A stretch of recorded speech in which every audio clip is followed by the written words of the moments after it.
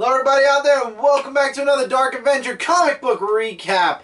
And the books we are going to be recapping in this episode were released on October 28, 2015, the last week of October. And hopefully all you guys out there had a happy and safe Halloween. And Mike's behind the camera because we always start digital first. Yeah, so let's start off with Valiant Legends of the Geomancer, issue number 4, the Book of Death comic book. I thought it was a little bit interesting. This is the last issue and it leads into the Book of Life that someone wrote, so I thought that was really interesting. It might lead to something else. We'll find out as time moves forward. John Carter, Warlord of Mars, issue number 12 was really an excellent book. The Adventures of John Carter and Deja Torres going up against Palladius, I think his name was. This was a really great issue. Definitely check this out.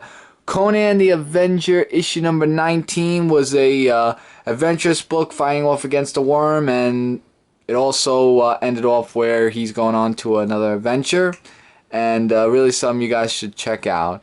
The Shrinking Man, issue number 4, which I'm actually glad they brought back, because I thought, you know, with the end question mark, they actually do this in the last issue. A really great story about Scott just shrinking and shrinking and just going through his experience. Definitely something you really feel for this character. Deadpool vs. Thanos, issue number 4 from Marvel. The last issue, this I could say was a versus book where it's Deadpool vs. Thanos for the Mistress Death in the end, but obviously both didn't get that, so really awesome. Definitely check that out if you've been reading this all along or not. Alright, Chris, the New Avengers, issue number 2. I really like the art style in this book. The story was interesting. I'm going to wait for the next story arc before I make a dead set determination of if I'm going to continue or stop reading New Avengers. But I really like the artwork, and the team definitely has promise.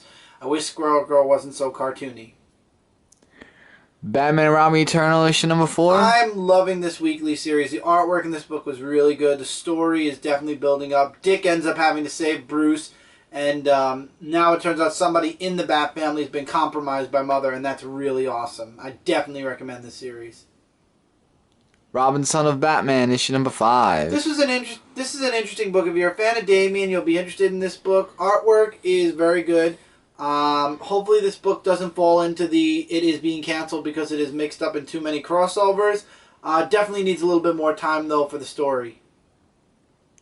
And finally, Grayson, issue number 13. At first, I thought Grayson was going back to the way it was until the Bat family shows up halfway through the book, and I was very happy to see that now that Dick has, you know, revealed to everybody that he's alive, he's now working for and around and against Spiral. Really cool stuff. I'm really loving it, and the artwork is amazing as well. All right, Mal, you're back here, so physical time. Yes. Spawn 257. The Journey Through the Tunnel. This was a really good book. I love the artwork in this book. And Spawn hasn't been better. Al's back. This series is back. If you're a huge fan of Spawn, you'll definitely be loving this. Well, if you're a huge fan, you will. But if you're a fan of Spawn, you will love this issue.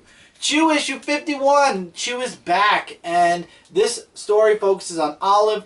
Great story. Promise for the future. This is the last story arc. It's ironically called The Last Supper. I'm loving the beginning of this story arc, and now it's just a train ride to the end. And hopefully it's a roller coaster train ride, because I love roller coasters and trains go and things go up. Anyway, Superman 45.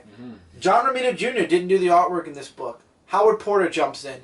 Great artwork. The story's interesting, but again, this version of Superman I can't recommend or not recommend. I leave that up to you guys. Sinestro issue 16.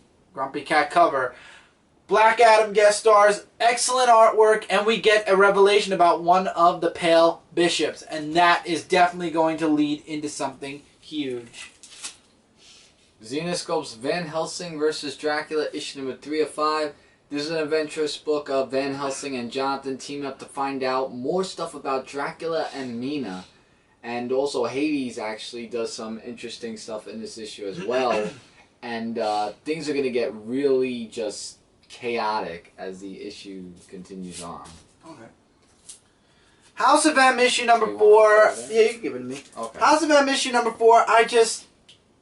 It was a mini-series. It's over. Do I recommend it? No. Do I not recommend it? No. If you are familiar with House of M, if you're interested, okay, the domain kind of makes a full circle. Things go right back to the way they were, except everybody went through something, and Magneto gains a little bit of respect for Hawkeye and his resistance a little bit, but still continues to believe in his ways are the only way. Humanity Eternity War, issue number 11. There's different perspectives in the book where it has She-Ra and Teela, where Teela makes the sacrifice to go against Evelyn. He-Man gets, or Prince Adam, I should say, gets the term for better or worse at the end of this issue. And we also find out how Duncan came alive with the help of Skeletor with the blood of Man-at-Arms, I believe it was. Really great book and something you should definitely check out if you're reading this all along. I'm interested in seeing when Prince Adam gains control of his body again, what's going to happen. That's going to be it. Teenage Mutant Ninja Turtles issue 51. New artist. I'm loving the interesting direction the Turtles are going. You know, Splinter is now the head of the Foot Clan. You've got drama with Aliplex. You've got drama with Michelangelo. And you've also got these other gangs that are vying to be the #1, you know, leader in New York City. And really interesting stuff. I'm loving this series. It's a new artist, so it's going to take a little bit of getting used to because everybody got used to the previous arc's artist. But I'm sure once I get used to the artwork, the book will definitely be 100% back on track for me. It's just getting used to a new artist sometimes takes a couple of issues. But the story itself is definitely something new, something innovative, and something excellent. Sonic Universe issue number 81, The Silver Age Part 3. I'm loving how Silver's character is getting really more serious in this comic book. That really should be his character, unlike in the video games.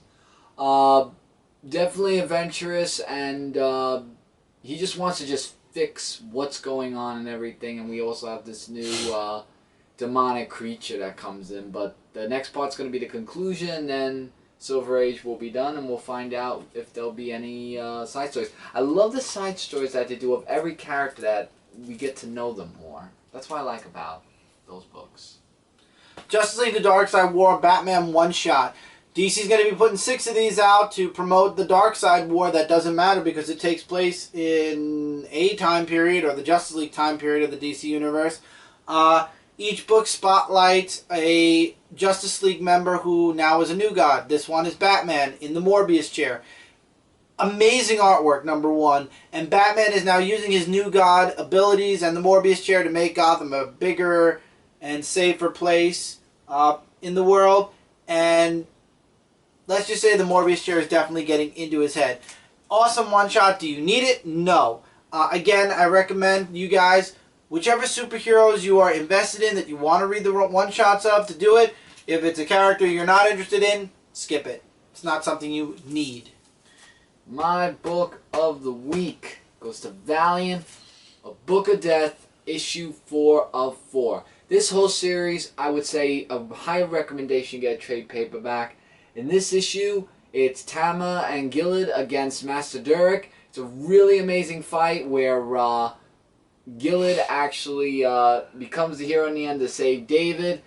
With the course of that, though, he does die in this issue, which is why there's going to be a Wrath of the Eternal Warrior, which is a first look if you flip the book, which is also written by Robert Venditti as well, that I will be looking into.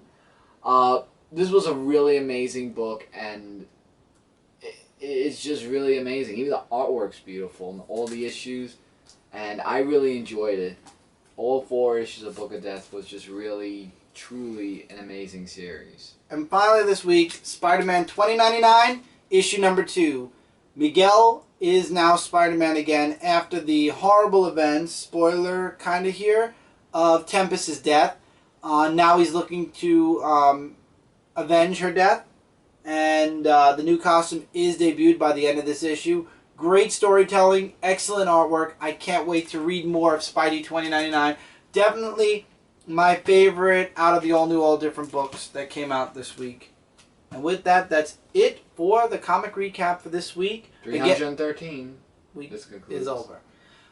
Again, look forward to an update video about Blogger coming in the near future. No definitive date yet. Outside the Pages, however, will be this week. I will be doing something else this week since we finished these books super fast and we have a couple extra days. Look forward to a few things on Frontline Gaming Zone, Comic Frontline, etc., etc. We got lots of things coming up, coming out, and going on. And while you're watching this video right here, it should be I think this video should be going live tomorrow, which is Tuesday, at around 6, 7 o'clock.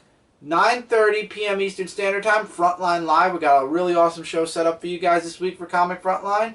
And I do a pre-show every week, an hour before the live show. I will not be watching Flash this week. Instead, I will go back to the old format because we were having issues with watching the Flash on Frontline Live. If I have a partner to go on with, then I will. But till then, we're going to be doing a regular live show. Look forward to a bunch of stuff on this channel. Look forward to a bunch of stuff on Comic Frontline. Look forward to a bunch of walkthroughs to start up on Frontline Gaming Zone.